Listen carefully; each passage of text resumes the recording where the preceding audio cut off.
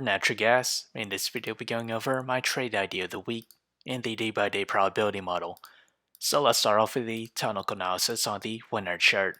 We are in negative MACD. We're at oversold levels with the RSI. With the 4-hour chart, we have dipped into negative MACD territory.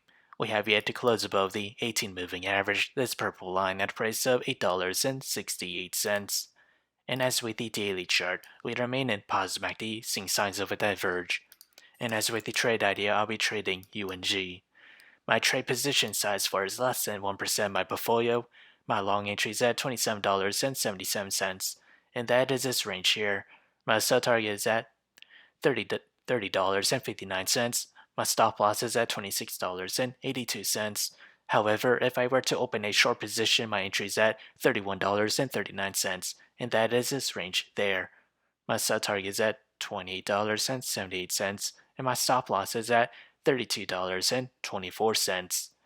So whichever entry price were to hit first, that'll be my position of the week.